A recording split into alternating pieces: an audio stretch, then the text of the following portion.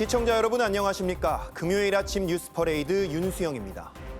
잠시 주춤하는 듯하던 서울 아파트 매매 가격이 다시 들썩이고 있습니다.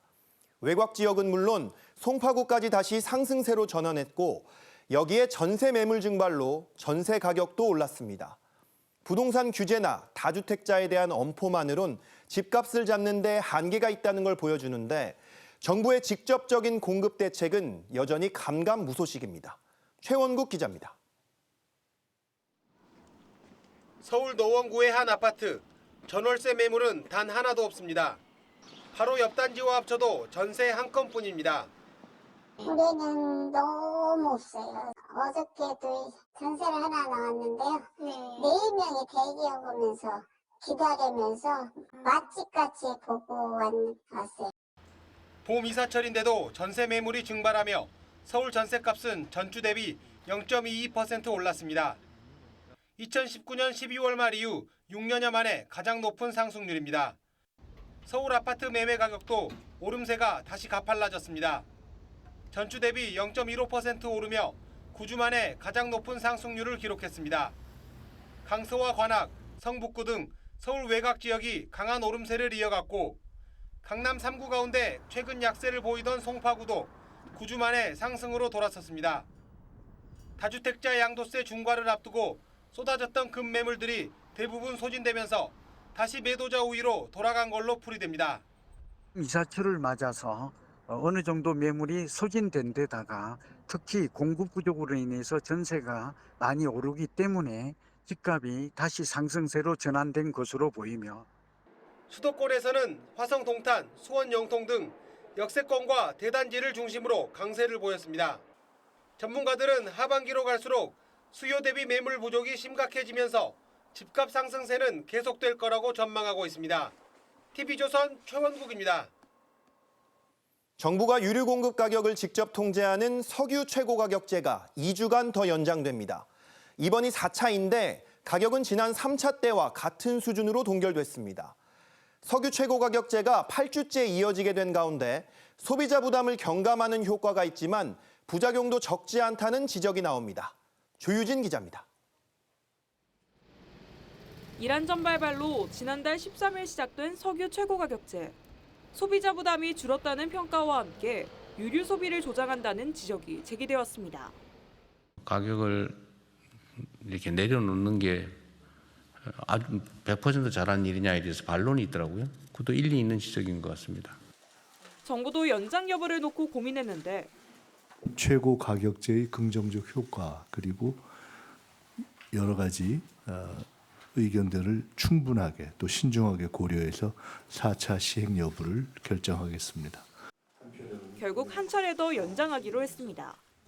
오늘 오전 0시부터 시행되는 4차 석유 최고 가격은 휘발유 1,934원, 경유 1,923원, 등유 1,530원입니다. 3차 때에 이어 두 번째 동결로 지난달 설정된 2차 최고 가격이 그대로 유지됩니다. 국제유가 불안이 남아있는 점, 석유 수급 위기 상황에서 수요 관리 측면을 동시에 고려하였습니다. 최근 국제유가가 다소 하락하긴 했지만 2, 3차 때 유가 인상을 충분히 반영하지 않은 탓에 현재 최고 가격은 국제유가보다 낮은 수준입니다. 2차 때부터 국제유가를 다 반영했다면 최고 가격은 지금보다 휘발유 125원, 경유 628원 높은 수준입니다. 그 차액은 결국 정부가 정유사에 보전해줘야 하는데 일각에선 그 규모가 이미 1조 원에 달했다는 분석이 나옵니다. TV조선 조유진입니다. 삼성전자 노조가 성과급 상한 폐지를 요구하는 대규모 집회를 벌였습니다. 4만 명 가까이 모였는데 이재용 회장 사진을 밟는 과격한 장면까지 연출하며 요구를 들어주지 않을 경우 다음 달 총파업에 나서겠다고 예고했습니다.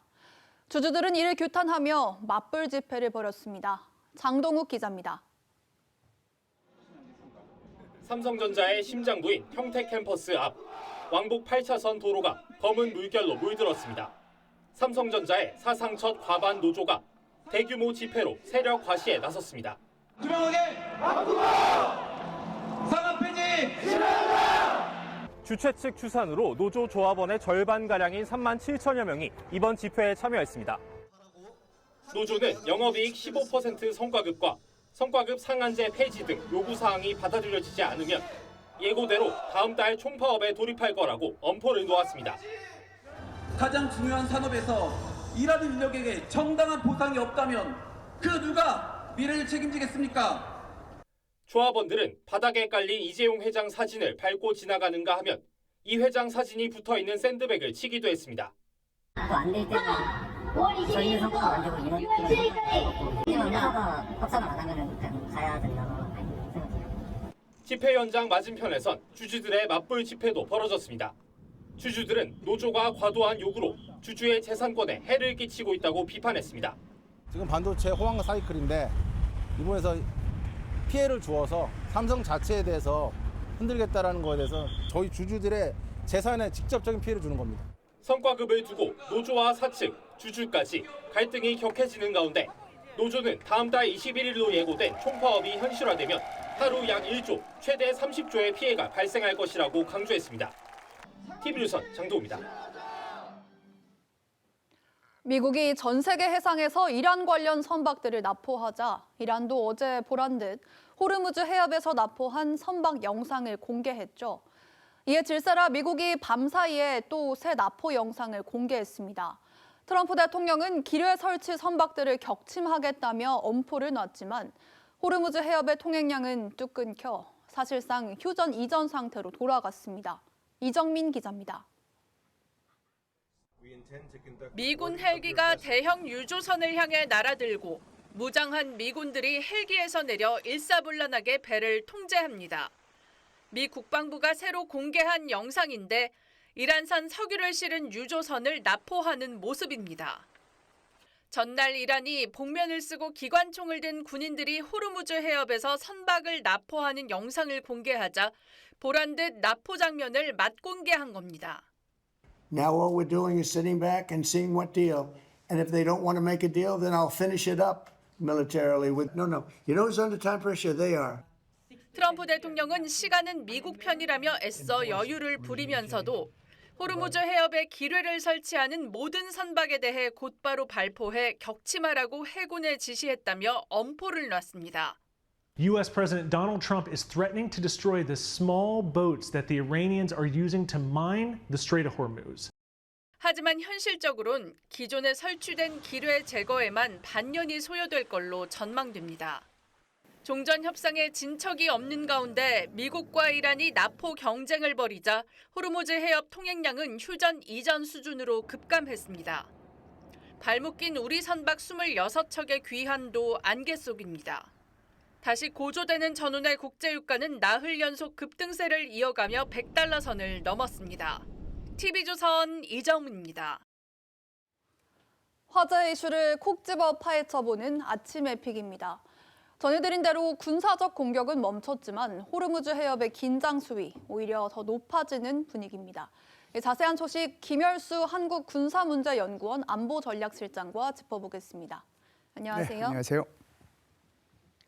네, 실장님 일단 도널드 트럼프 미국 대통령이 빠른 시일 내 협상이 타결될 거라고 연일 낙관론을 내놓으면서도 이란 내에서 온건파와 강경파의 갈등이 심하다, 누가 지도자인지 모르겠다 이렇게 얘기를 했는데 자 이렇게 혼란 속에서 협상이 빠른 시일 내에 타결될 수가 있을까요? 예, 여기 이제 엎친 데 덮친 격으로 지금 이스라엘 언론 보도에 의하면 이란의 협상 대표단장이죠. 갈리바프 국회의장이 사임을 했다라고 얘기를 하고 있거든요. 네. 그래서 협상을 위한 협상을 하기 위해서는 금방 이제 인원이 꾸려져서 협상을 할 수 있겠지만 타결을 하기 위한 협상은 아마 시간이 조금 더 걸리지 않겠는가라고 봅니다. 네, 그러면 갈리바프 의장이 사실은 이 협상단을 이끌고 있어서 그럼 협상이 장기화될 수밖에 없을 것 같은데 우리 입장에선 사실 호르무즈 해협 봉쇄로 인한 경제적 손실이 가장 걱정이지 않습니까? 이게 그러면 협상이 끝나지 않더라도 봉쇄가 해결될 수 있을까요? 아무래도 이제 협상이 타결이 돼야 봉쇄가 풀릴 거라고 생각을 합니다. 네, 그러면 일단 미국 입장에서 지금 이제 미국도 역봉쇄를 하고 있잖아요. 이게 이제 미국이 봉쇄를 계속하고 있으면 뭐 선박이 지나다닐 수 있다고 하더라도 지금 이란이 설치해 놓은 기뢰가 굉장히 위험하다고 하던데 이 기뢰 제거 작전은 얼마나 걸릴까요? 예, 호르무즈 해협 전체의 기뢰를 제거하는 데는 한 6개월 정도가 소요가 될 겁니다. 네. 그러나 안전 항로만 한 2개 정도 개척하는 데는 그렇게 큰 시일이 소요되지 않을 거라고 생각을 합니다. 그렇기 때문에 일단 협상만 타결되면 이렇게 운항하는 데는 그렇게 짧은 시간 내에 기뢰가 해당되는 부분만 제거를 해가지고 이렇게 통과할 수 있지 않을까 생각합니다. 네, 또 기뢰가 요즘에 최근에 굉장히 다양해지고 있다고 들었습니다. 이게 작전을 하면은 기뢰를 100% 제거하는 것 자체는 가능한 겁니까? 네, 가능은 한데 시간이 그만큼 오래 걸리죠. 네. 기뢰를 설치하는 것보다 기뢰를 제거하는 것이 훨씬 더 많은 시간이 걸리고요. 최근에 기뢰들은 배의 자장이라든지 물결의 그 어떤 수압의 변화라든지 이런 것들에 의해 가지고 그 기뢰가 폭발을 하기 때문에 굉장히 위험한 것은 사실입니다. 네, 이제 미국 이야기도 좀 해보겠습니다. 이란전과 관련해서 트럼프 대통령의 오락가락한 메시지가 혼란을 더 키우고 있다는 지적도 있는데요. 어제 이제 해군 장관 교체 이야기가 나왔어요. 최근에 이제 육군 최고위층도 교체가 됐는데 이 전쟁 중에 장수를 바꾸는 게 흔한 일은 아니잖아요. 네, 우선 흔한 일은 아니라고 말씀을 드리고요. 네. 두 번째 말씀드릴 수 있는 것은 이게 지금 명령 계통은 트럼프 대통령 그다음에 국방부 장관 그리고 이제 통합군 사령관 지금 현재는 중부 사령관이죠. 그렇게 이제 내려오는 거기 때문에 지금 육군 참모총장이나 해군선 장관 같은 경우에는 군정을 책임지는 사람이지 명령 계통이 있는 사람은 아니거든요. 네. 그래서 그걸 참고적으로 제가 말씀을 드렸고요. 육해 공군 참모총장과 육해 공군 공군성 장관들은 모두 인사, 군수 그리고 예산 이런 데 대해서 교육 훈련 이런 데 대해서 책임을 지기 때문에 여기에 이제 명령 계통에는 해당이 되지 않는다. 그럼에도 불구하고 이렇게 전쟁 중에 육군 참모총장이나 해군성 장관을 해임한다는 것은 그렇게 흔한 일은 아니다 이렇게 봅니다. 네, 이제 방송 들어오기 직전에 미군 중부사령부에서 중동 지역의 세 번째 항공모함 조지 부시함이 도착했다 이 얘기를 이제 발표를 했습니다.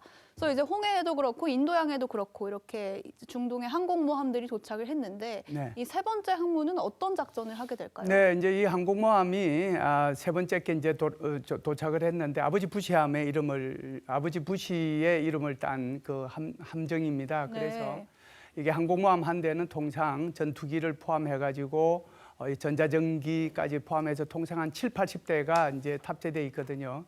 지금 항공모함은 포도함, 링컨함까지 합해서 세 척의 항공모함이 전개가 됐는데 네. 여기에 탑재돼 있는 전투기를 포함해서 항공기만 해도 240대 정도가 되기 때문에 어느 정도의 그런 규모를 가진 국가의 공군력보다 훨씬 더 강력한 그런 공군력들이 배치가 돼 있다라고 봅니다. 그래서 여기에 항공모함 한 척이 갈 때는 항공모함만 가는 것이 아니고 앞에 전략 잠수함, 양쪽에 호위함, 그리고 뒤에 이렇게 지원함, 그리고 다시 이제 전략 잠수함이 따라가고 있기 때문에 네. 항공모함 한 척만 움직인다고 생각하면 큰 오산이라고 생각을 합니다. 그래서 엄청난 그 전력이 같이 따라붙기 때문에 그거 자체가 아마 이란에 대해서는 큰 압박으로 여겨지게 될 겁니다. 네, 이제 조금 전에 갈리바프 의장 얘기해 주셨고요. 갈리바프 의장 같은 경우에는 이란 내에서 대표적인 온건파죠. 그리고 이제 혁명수비대가 이끄는 강경파가 있는데 이제 이란이 최대한 압박을 느낄 거라고 말씀해 주셨는데 이 강경파와 온건파의 권력 다툼 사이에서 현재 이란 내부에서 결국엔 누가 주도권을 쥐게 될지 이것도 좀 궁금하거든요. 예, 갈리바프도 이제 온건파라고 규정하기는 좀 그렇죠. 협상파라고 봐야 되는데요. 네, 네. 사실 지금 뭐 갈리바프나 아라거치 외무부 장관 이런 사람들이 다 강경파고요. 대신에 이제 협상이 나오기 때문에 이제 협상파라고 볼 수가 있는데 여기에 이제 더해서 페제스키안 대통령까지 협상파에 속한다라고 하면 사실상 여기에 이제 완전한 강성 중의 강성파라고 볼 수 있는 것이 혁명수비대 사령관 바히디라고 하는 사람, 그리고 이제 이 최고 지도자의 군사 고문이라고 하는 레자이, 그리고 이제 국가안보회의 사무총장을 맡고 있는 졸 가르드, 이런 사람들이 강경파 중에 강경파라고 볼 수 있는데 지금 상황은 강경파가 협상파를 압도하고 있는 그런 상황이 전개되고 있지 않는가 이렇게 네. 봅니다. 자, 이런 과정에서 이제 미국의 전쟁 권한법도 큰 변수가 될 걸로 보입니다. 이제 의회의 승인 없이 전쟁을 지속할 수 있는 기한이 일주일 앞으로 다가온 건데요. 만약에 이 공화당 내부에서 반대표가 나와서 이게 부결되게 된다면은 어떤 일이 벌어지는 겁니까? 네, 전쟁 권한법이라고 하는 것은 1973년도에 제정이 된 건데요. 그러니까 공격을 할 수 있는 작전 일수는 60일로 제한이 돼 있고요. 나머지 30일은 이제 철수하는 데 소요되는 일자거든요. 그래서 총 90일로 규정이 돼 있습니다. 미국의 행정부에서 의회에 통보한 날짜가 4월 2일이기 때문에 이것이 끝나는 날짜는 5월 1일입니다. 그런데도 불구하고 지난 한 달 반 넘게 계속해서 민주당은 이 전쟁을 중지시키기 위한 결의안을 상원과 하원에서 냈습니다. 그런데 상원에서는 4번이나 부결이 됐고요. 네. 하원에서도 한 번 부결되었습니다. 그래서 총 5번이 부결이 되었기 때문에 이것이 그렇게 전쟁 권한법하고 이렇게 크게 관계없이 전쟁을 이렇게 수행할 수 있도록 해주고 있지 않은가 이런 생각을 하는데요. 그 이유는 현재의 공화당의 그 상원과 하원은 다 죄송합니다. 미국의 상원과 하원은 다 공화당이 다수를 점하고 있기 때문에 네. 이런 투표 결과가 나오거든요. 또 과거에 오바마 대통령도 그렇고 또 바이든 대통령도 그렇고 그런 분들도 다 60일 넘어서까지 작전을 수행한 그런 역사적인 경험이 있기 때문에 네. 이 부분에 대해서는 그렇게 크게 미국 국내에서는 문제가 되지는 않을 거라고 생각을 합니다. 네, 일단 조속한 평화를 좀 기대해 보도록 하겠습니다. 오늘 말씀 여기까지 듣겠습니다. 감사합니다. 국민의힘 서울시장 후보로 확정된 오세훈 서울시장이 어제 TV조선 뉴스9에 출연해 장동혁 대표를 향해 공개적으로 쓴소리를 냈습니다. 후보와 당대표 간 갈등이 폭발 직전까지 다다른 모양새인데 지방선거를 40일 남겨두고 장 대표는 오늘 공식 일정을 잡지 않았습니다. 정민진 기자입니다. 오세훈 후보는 당 상징색인 빨간색 대신 흰색 넥타이를 메고 인터뷰에 임했습니다. 오 후보는 도시 경쟁력 순위가 상승 흐름을 이어가는 상황에서 변화를 완성하려면 4년이 더 필요하다고 밝혔습니다. 서울 최대 현안인 부동산 문제를 두고는 이재명 정부의 규제 중심 정책 대신 공급 확대가 필요하다고 강조했습니다. 금융 정책을 통해서 부동산 가격을 잡겠다는 거는 이건 지속 가능하지 않습니다. 제일 중요한 건 흔히들 닥치고 공급. 저조한 당 지지율 속에 해당 행위 시 후보를 교체하겠다는 장동혁 대표 발언을 두고는 동의하기 어렵다며 공개 비판을 이어갔습니다. 본인이 어떤 책임이 있는지를 밝히고 그리고 결자 해지하는 심정으로 자숙하는 것이 오히려 필요한 시점이 아닌가. 지방선거가 40일 앞으로 다가왔지만 장 대표는 오늘 공식 일정 없이 현안 보고를 받을 예정입니다. 빈손 귀국 논란으로 장 대표 리더십이 흔들리며 국민의힘이 혼선을 거듭하는 사이 민주당은 현장 행보를 강화하고 있습니다. 정청래 민주당 대표는 인천에서 현장 최고위원회를 여는데 이 대통령 측근으로 인천 연수갑과 계양을에 각각 전략 공천된 송영길 전 대표와 김남준 전 대변인도 참석할 것으로 보입니다. TV조선 정민진입니다. 베트남을 순방 중인 이재명 대통령이 국가서열 2위와 3위인 총리와 국회의장을 잇따라 만나 원전 등 대규모 인프라 사업에 우리 기업의 참여를 제안했습니다. 이 대통령은 오늘 오후 베트남을 떠나 귀국합니다. 하노이에서 서주민 기자가 보도합니다. 베트남 국가서열 2위인 랭밍훈 총리를 만난 이재명 대통령은 홍강의 기적을 언급했습니다.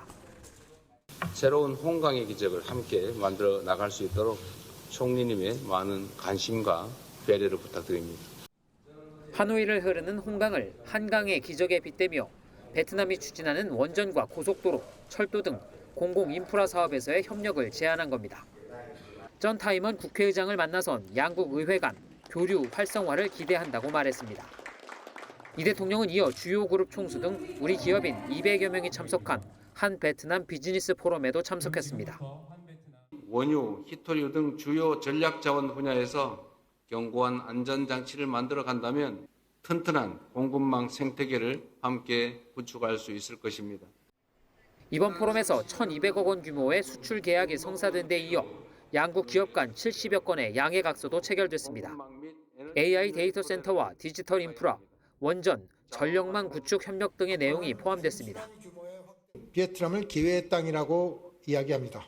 그런데 저는 베트남은 더 이상 기회의 땅이 아니라 함께 미래를 만들어 나가는 우리의 파트너라고 말씀드리고 싶습니다.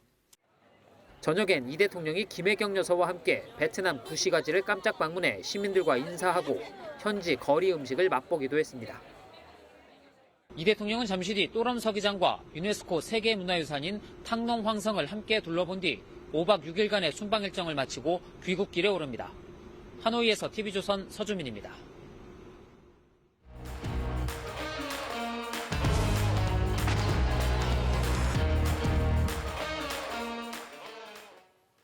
정치권 소식 짚어보는 아침의 마수 시간입니다. 박경미 더불어민주당 전 대변인, 노동일 파이낸셜 뉴스 주필 나오셨습니다.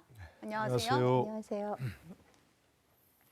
민주당이 김용전 민주연구원 부원장 재보선 공천 문제를 놓고 갈등 조짐을 보이고 있습니다. 영상 먼저 보고 오시죠. 국민의 눈높이와 수천 명의 우리 민주당 후보들이 전국에서 뛰고 있는데 승리할 수 있는 그런 공천을 진행하는 게 지도부는 해야 되고 그다음에 김용 부원장의 여러 정치적 조작 수사에 의한 아픔, 어려움 이런 부분들은 또 그 나름대로 국정조사와 특검 등을 통해서 정확하게 해소하는 게 필요하다. 사법 리스크에 의한 불가론을 얘기하는 분들은 김영진 의원님하고 그다음에 조성래 총장님 두 분밖에 없는 걸로 알고 있어요. 공개적으로 지지한 분들이 22분이 넘습니다. 어디를 보내주셔도 저는 정말 열심히 이재명 정부 성공이 4년 동안 좀 이어질 수 있게 뒷받침을 하고 싶다. 김용전 부원장의 1, 2심 유죄 판결을 받고 대법원 판결을 앞둔 상황입니다. 연일 언론에 나와서 자신이 검찰 조작 수사의 희생양이라며 지도부를 향해 공천을 압박하는 듯한 발언을 이어가고 있습니다.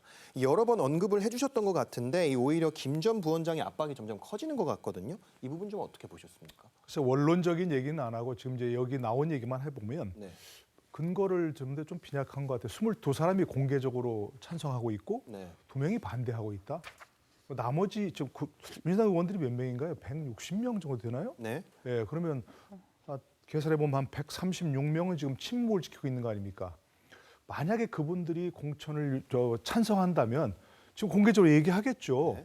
좀 잘 보일 찬스 아닙니까, 그죠? 대통령의 이제 측근에 대해서. 그런데 가만히 있다는 것은 공개적으로 얘기하기 어려운. 내심으로는 반대하고 있다는 거 아니겠습니까? 그러니까 말을 안 하고 있는 거죠. 그러니까 22명이나 공개적으로 자기를 지지하고 있다. 이건 별로 근거가 안 되는 것 같고 또 사무총장이야말로 이 선거를 책임지는 사람 아닙니까? 그분이 얘기할 때 근거가 그거 아닙니까?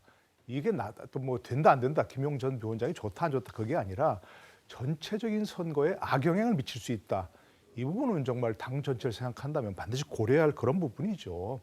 그리고 자꾸 이걸 뭐 자신이 유죄 1, 2심, 2심에서 징역 5년이나 받은 것을 놓고 자꾸 검찰의 조작 기소를 얘기하는데 조작 기소라면 한참 지난 얘기죠. 이 지금 1심, 2심에서 똑같이 판결한 거 그러면 조작 판결이라고 얘기해야죠. 자신 조작 판결의 희생자다 이렇게 얘기해야지 뭐 자꾸 검찰을 얘기합니까? 그러니까 여러 가지로 근거가 빈약한 것이다 하는 일을 생각합니다. 네, 사실 재보궐의 경우에는 이 지역구를 위해서 일할 일꾼을 뽑는 거지도 하지 않습니까? 근데 이제 김용 전 위원장이 하는 말을 보면은 뭐 평택 갑에는 조국 대표가 나갔으니까 거기는 제외하고 뭐 아무데나 상관없다 뭐 이런 식으로 얘기를 하고 계세요. 그래서 너무 당당해서 마치 빚 받으러 다니는 채권자 같다 이런 얘기까지도 나오고 있는데 이런 자신감은 어디서 나온다고 보십니까?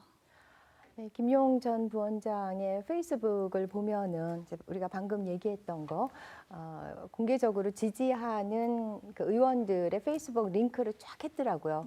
그것만 해도 이제 15분이 되고 그리고 이제 다른 방식으로 명시적으로 지지한 분들이 이제 22분, 뭐 23분으로 알려져 있는데요. 일단 이분들이 이제 스피커가 큰 분들이기 때문에 든든한 지원군이 돼서 또 자신감이 있으신 것 같고요.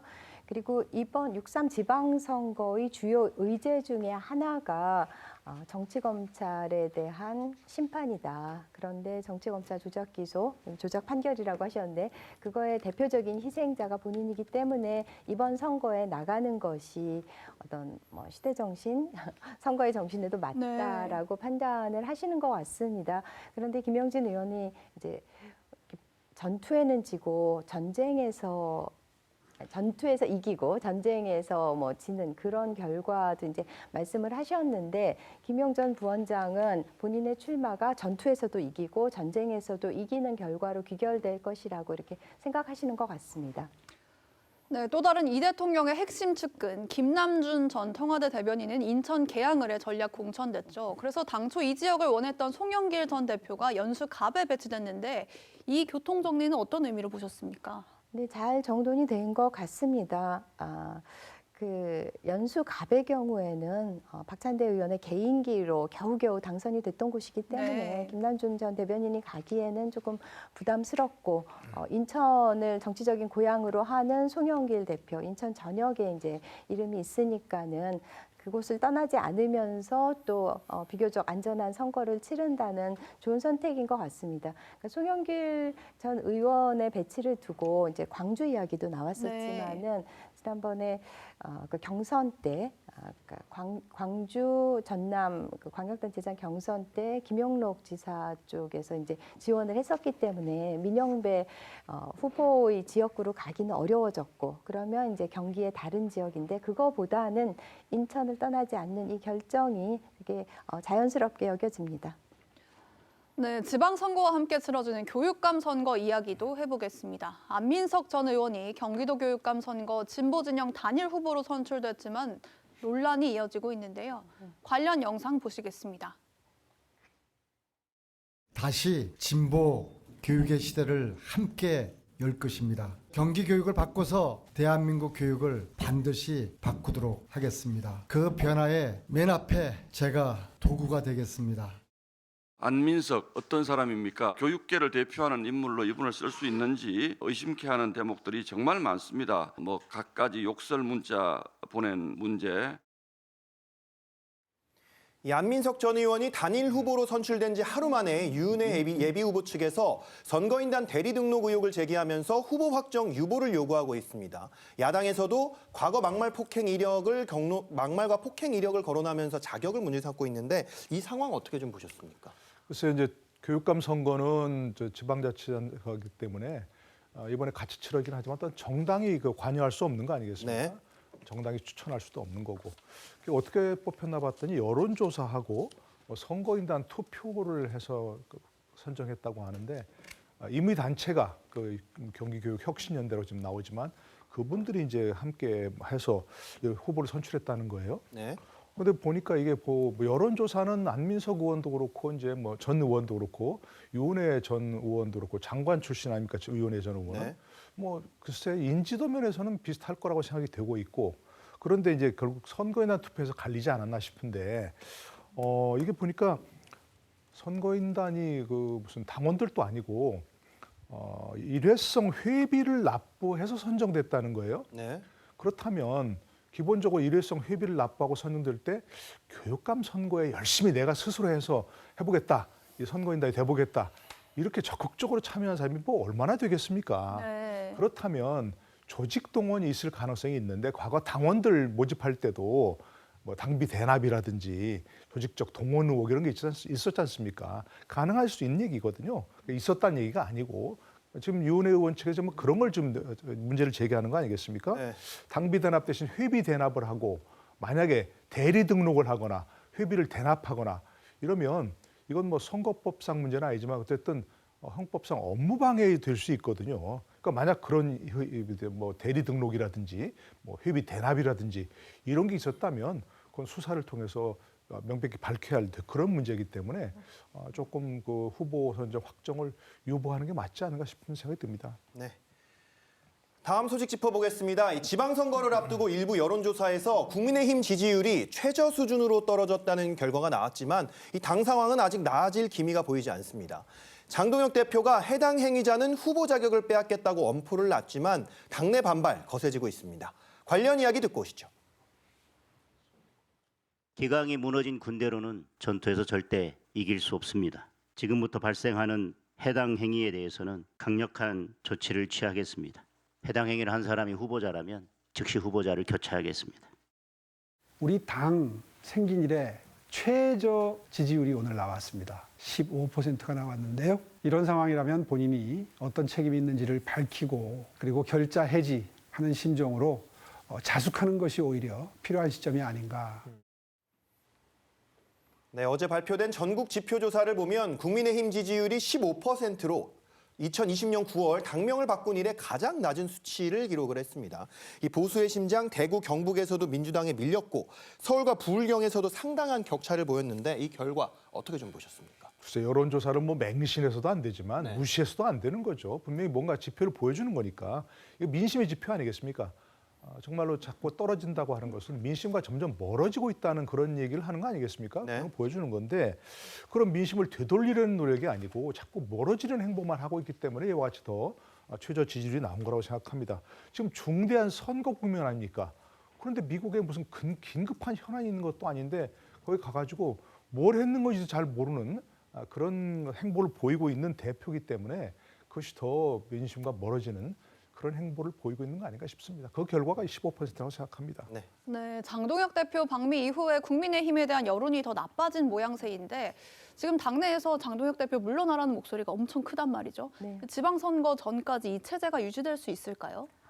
네, 그 장동혁 대표가 미국 가서 그냥 미 의사당 앞에서 인생샷 남기고 또 그 뒤통수만 남은 그런 사진, 정말 그러면서 정말 추락하는 것은 날개가 없다가 아니라 정말 추락하는 지지율이 날개가 있는 것처럼 더 급강화를 하고 있는데요. 그래서 지금 민주당의 선대위원장이 아니냐, 장동혁 대표가 그런 말까지 나오고 있어서 아마 교체하는 게 필요하겠지만 오늘로써 딱 40일 남았거든요.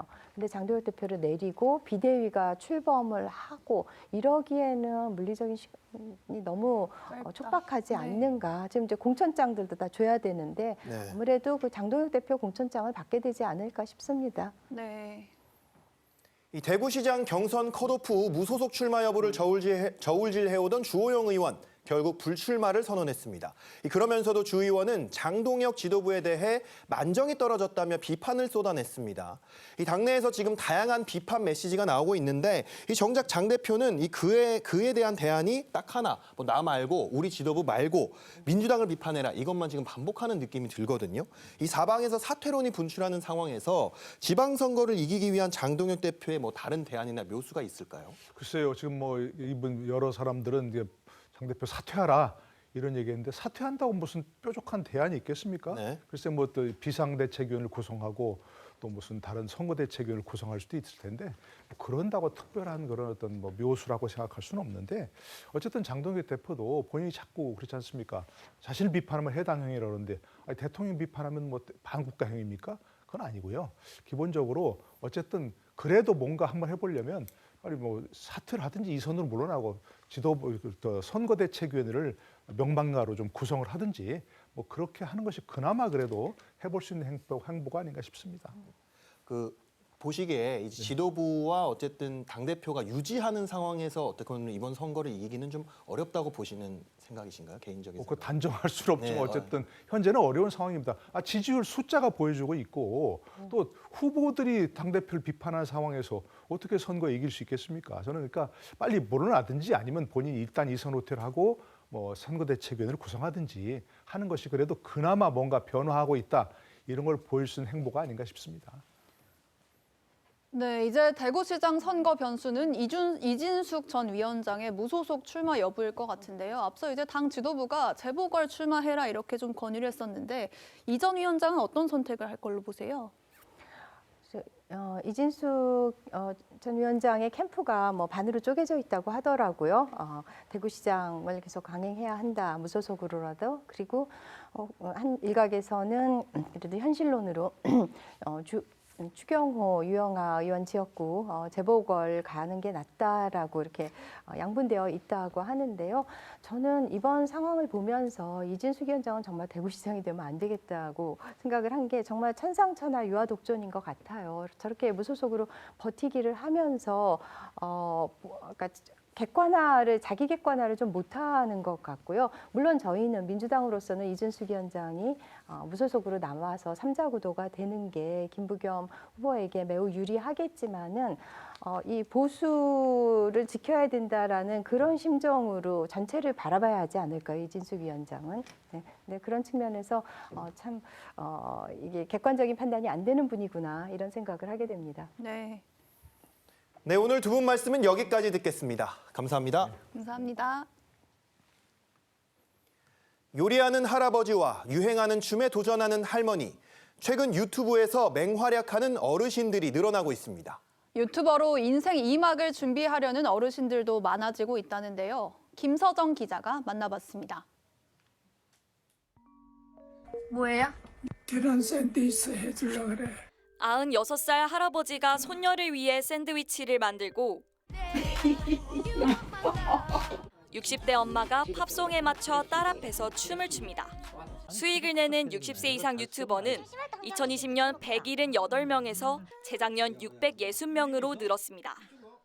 건설업계에서 38년, 잔뼈가 굵은 63살 설동필 씨도 유튜버를 꿈꾸며 지난 3월부터 구청에서 강의를 듣고 있습니다. 당신이 원하는 썸네일 구간을 선정할 수 있도록 독수리 타법으로 자막도 넣고 AI를 활용해 가상 캐릭터도 만들어 봅니다. 제2의 그 창직이라는 그런 마음으로 이 영상을 배워서 작은 수입이라도 지속성 있는 활동을 통해 센터에는 이렇게 카메라와 조명, 마이크까지 설치된 스튜디오도 마련돼 있어 직접 영상을 찍어볼 수도 있습니다. 인기가 높아 대기 인원이 30명을 넘습니다. 시니어분들이 인생 2막을 준비하면서 여태까지 갖고 있던 경험과 콘텐츠들을 유튜브를 통해서 SNS가 소통 창구를 넘어 실버 세대의 새로운 소득 창출 기회가 되고 있습니다. TV조선 김서정입니다. 배웠겠다.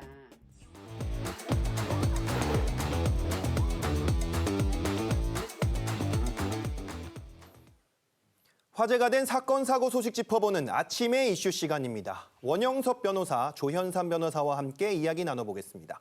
안녕하세요. 생후 4개월 된 아들 혜든이를 학대해 숨지게 한 30대 친모가 1심에서 무기징역을 선고받았습니다. 학대를 방조한 친부에게는 징역 4년 6개월이 선고됐는데 먼저 100여일을 살다가 하늘로 간 혜든이 무슨 일이 있었던 거죠? 지금 광주 순천지원 형사합의부에서 판결난 사건인데요. 네. 지금 8월 24일, 지난해 그러니까 2025년 8월 24일부터 10월 14일까지 무려 19차례, 이거는 확인된 겁니다. 확인된 게 19차례의 학대가 있었습니다. 네. 그래서 생후 4개월 된 그런 둘째 아들의 머리와 팔, 그리고 다리를 밟거나 침대에서 눕혀놓고 던지고 뭐 그런 그 아주 잔혹한 학대가 있었는데요. 네. 특히 지난해 10월 22일에는 뭐 아이가 그 분유를 먹이면서 토를 하니까 그 욕실에 그런 그 아이를 그 방치를 하고 그리고 그 방치한 상태에서 추가적인 학대를 하는 그런 상황까지 있었던 사안입니다. 그 당시 뭐 홈캠 영상이나 이런데 뭐 정확하게 욕실 내용까지는 찍히지 않았지만 네. 그 아기가 이렇게 뭐 어떤 울음이나 이런 것들이 점점 사그라드는 그런 그 상황까지 그 소리로서는 이제 녹음이 되는 상황까지 발생을 했는데요. 그런 과정에서 정말 그 어머니는 학대를 하고 아버지는 방임을 하는 그런 상황이 발생을 했습니다. 그래서 어머니에 대해서는 무기징역이 선고되고 그리고 그 아버지에 대해서도 방임죄로서 그런 처벌이 가해진 그런 상황이라고 볼 수가 있습니다.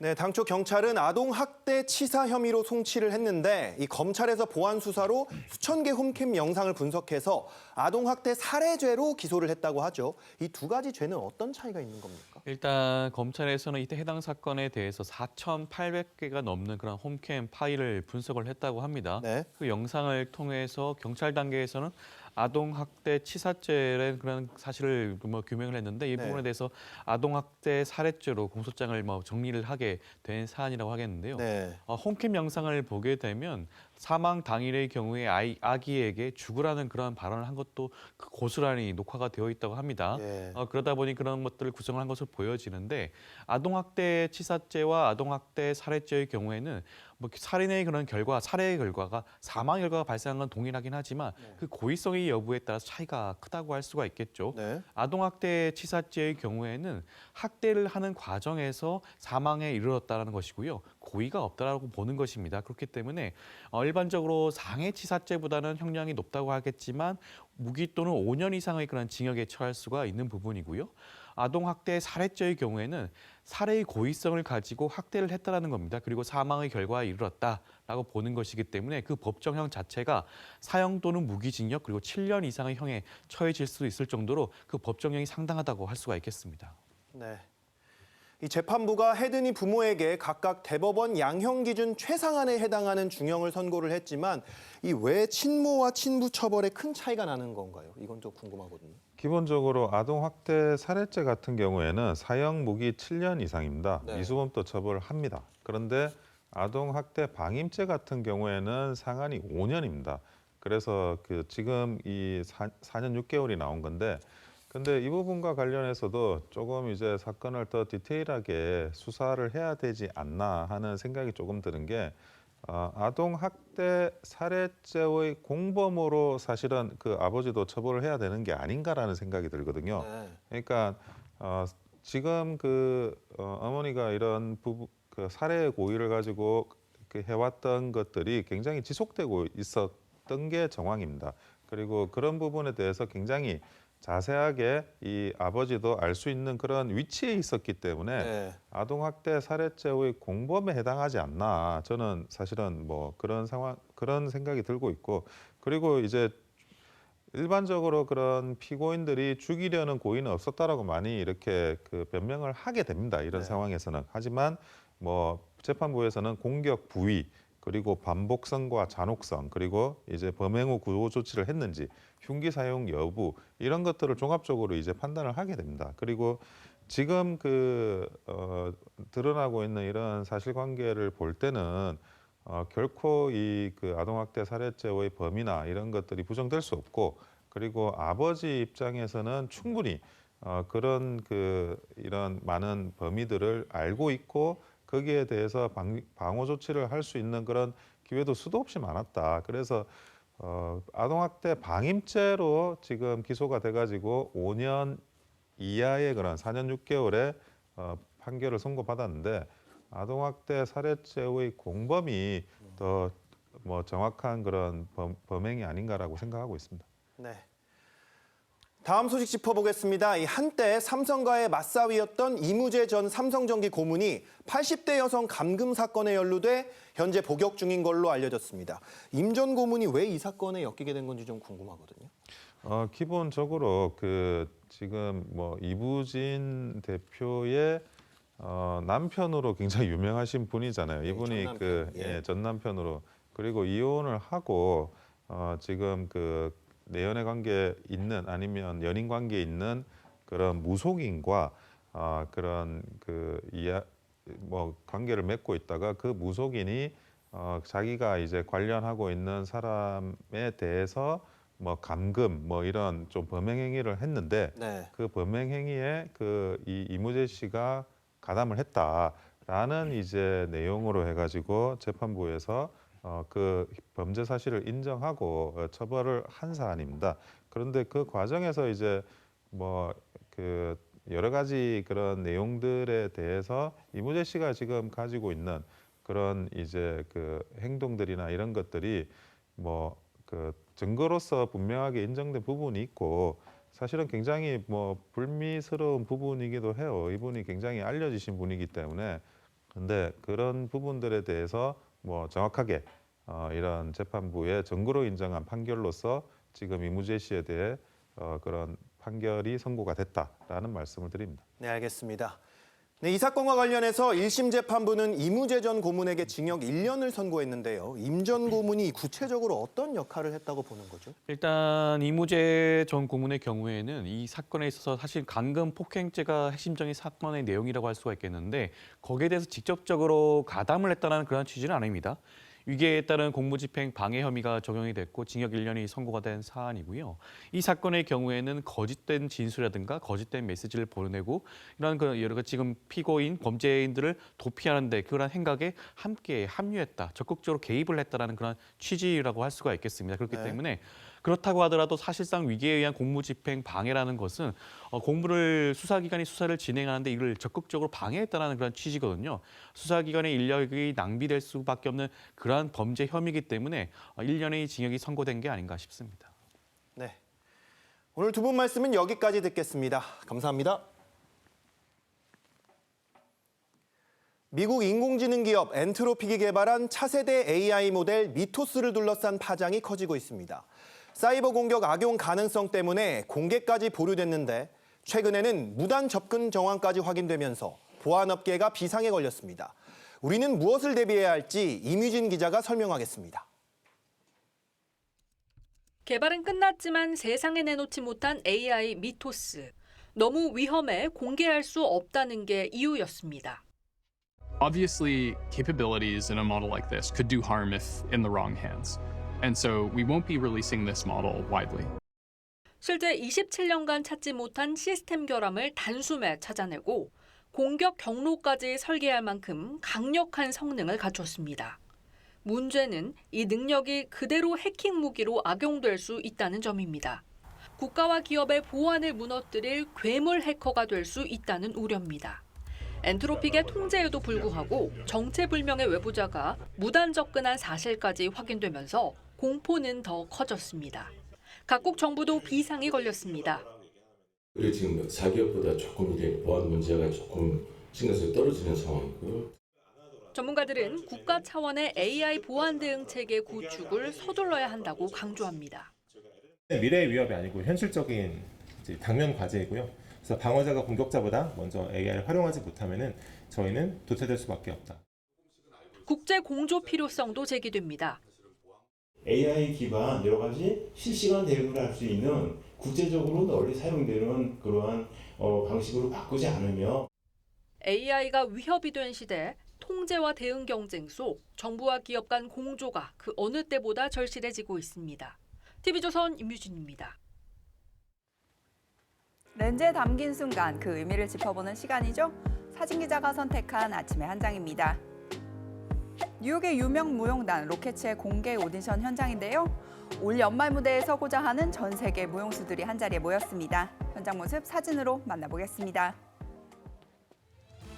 무용수들 사이에서는 꿈의 직장이자 꼭 한번 서보고 싶은 동경의 무대인 만큼 많은 지원자가 모였습니다. 이곳의 오디션은 지원자들의 키를 엄격히 제한한다는 점이 눈길을 끄는데요. 정교한 군무를 위해 167에서 179cm 사이여야만 지원할 수 있다고 합니다. 가장 큰 무용수를 대열 중앙에 세워 모두의 키가 같아 보이게 만드는 시각적 효과를 활용하는데요. 이 무용당의 상징적인 하이킥 동작에 모든 무용수의 발끝 높이가 일직선으로 맞아야 합니다. 조금의 오차도 허용하지 않는 혹독한 시험이 이어집니다. 치열한 경쟁을 뚫고 대열에 합류하게 될 주인공은 올겨울 뉴욕의 밤을 화려하게 수놓게 될 텐데요. 최고의 무대를 향한 무용수들의 뜨거운 열기가 뉴욕의 봄을 더 활기차게 만들고 있습니다. 지금까지 아침의 한 장이었습니다.